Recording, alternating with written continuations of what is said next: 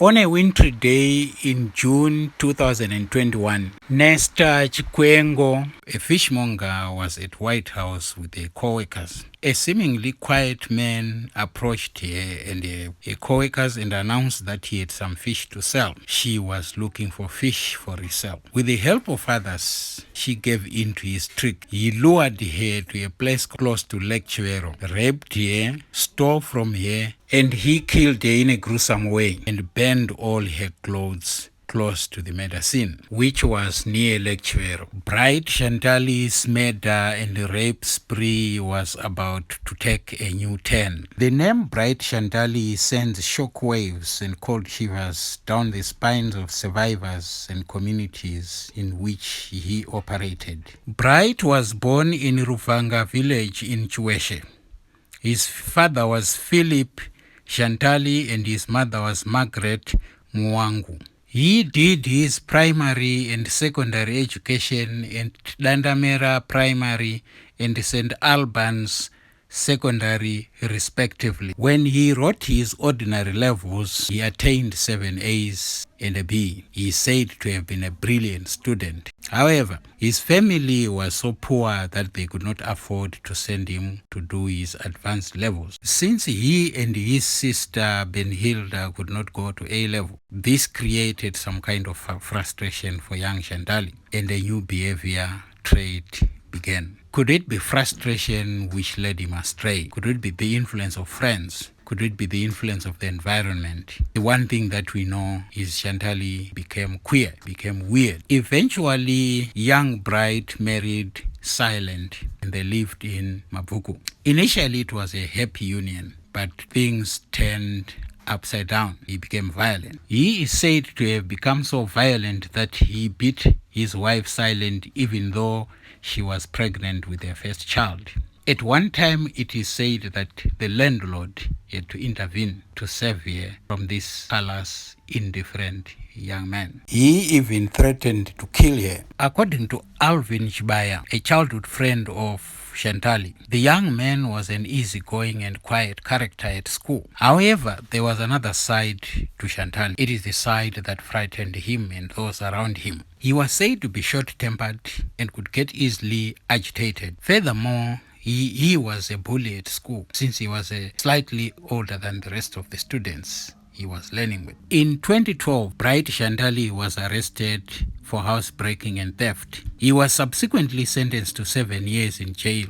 He served 5 years and was released back into society. This was the beginning of the terror of Bride Zhantali. His sister Benhilda said the whole family was worried about the developing trend in young Bride Zhantali's life. Everyone in the family was worried, she said. Her voice betrayed her emotions. In June 2021, Bride Zhantali raped, killed Nesta Chikwengo after stealing $30 from her and a cell phone. He returned to the place where he had picked up at White House. Members of the public began to suspect that he was the person who had taken her a few days earlier. The members of public eventually effected a citizen's arrest and they handed him over to the police. Zhantali was taken to court. At the magistrate's court, his case was referred to the High Court for bail. The High Court eventually granted him bail. Zhantali was on the loose again to commit more murders. When he was granted bail by the High Court, the horror that was going to shock the country for months and months to come was just beginning. The young man was on the loose. He was on the prowl. His primary targets were sex workers and women in general, and Marondera was the epicenter of his activities. This is the man who wreaked havoc in Mutare, in Rusape, in Macheke, in Goromonzi, and Weza, raping and murdering people at will. The society was in shock. Everyone lived in fear. Who was the next victim? Where was he going to strike next? People were worried. So far, there are 23 cases of rape and murder on the police charge sheet, but they say there could be more victims. More is still to be done as investigations are underway. There are some people who disappeared, Mashonal and Central, and the police have to look into it. Zhantali could end up with more cases to answer in the courts of law. When he murdered a pastor at Grasslands Research in Marondera, the residents were left shell-shocked. The suspected serial rapist and murderer was eventually arrested on 19 March 2022. The police had investigated him by checking the Econet phone data, which led them to his wife Silent. Every time he killed his victim, he would phone his wife. The die was cast on one of the most feared criminals of all time. When eventually he was nabbed by the police in Marondera, the quiet city had a huge sigh of relief. People could sleep. The activities of Bright Zhantali overshadowed even those of Chidumo and Masendeke, some of the notorious armed robbers and murderers who have prowled on the communities in Zimbabwe. He had become a household name. He had become infamous for his cruel deeds. What Bright Zhantali did made the pair of Chidumo and Masendeke look like amateurs. As we look into the bizarre activities of this young man, one who was previously known for his intelligence, we ask the question, is Bright Zhantali a normal person? What had he against women, especially sex workers? Why did he use crude methods to kill his victims? Why did he have to bash one of his victims, as in the case in Roughlands, or burn a corpse, or to axe someone to death? Why did he return to some of the crime scenes, or in some instances to one of the funerals? Why the audacity of being close to the crime scene even when the police were there? Why write a letter? Like in the case of the pastor he killed in Grasslands, there are signs that this man had lost it.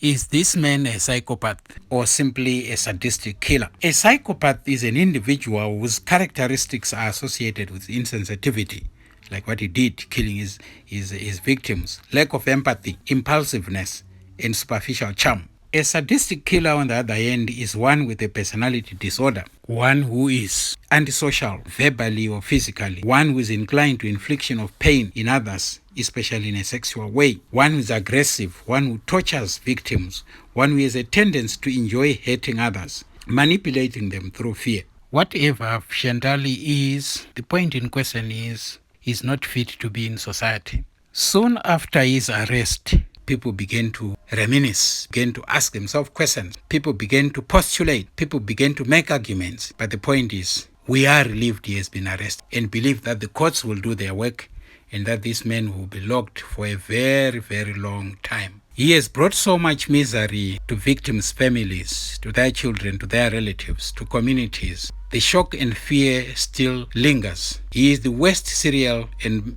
murderer and rapist the country has ever witnessed, and we believe police will continue to investigate the outstanding cases so that he could be locked possibly forever. He is not fit to be among us. He is not fit to be anywhere close to families. He is not even fit to be close to his own family, for he could have killed his wife if he had an opportunity. As we wind down today's session, we look at some of the signs that he showed. As families, we need to look for these signs in our children. We need to seek help before it gets out of hand. Could this man have been taking drugs? Could he be under the influence of the devil? These and other questions can only be answered if we try. For as families, as communities, and as a country, we need to be our brother's keeper. Together, we can curb the criminal activities of young men and women like Bright Zhantali, and we can make our communities better places for our children. The story of Bright Zhantali has left us with many questions than there are answers. As a traumatized society, we hope and we wait. It is our sincere hope that justice will prevail and that families of the victims will get closure. For how many years will he be locked away? Will he be convicted?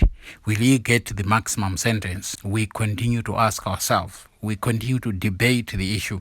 We continue to share experiences. We continue to hope that society will get rid of such individuals. There were many strange occurrences related to Bright Zhantali. Were they the telltale sign? Did we pay attention to what was happening? When he was involved in gold panning, was it fertile ground for crime? For years to come, his wave of premeditated rape and senseless murder will occupy conversations. The case of this young man, the activities of this young man, that is to say, the rape and killing of women are unparalleled. in the history of this country. And it is our hope no such other incident will happen, as it disturbs peace, it disturbs families, it makes people wonder, is human life still sacred? Thank you for watching this episode. We urge you to subscribe and also like the material we post on our channel. We value your comments as they help our channel grow.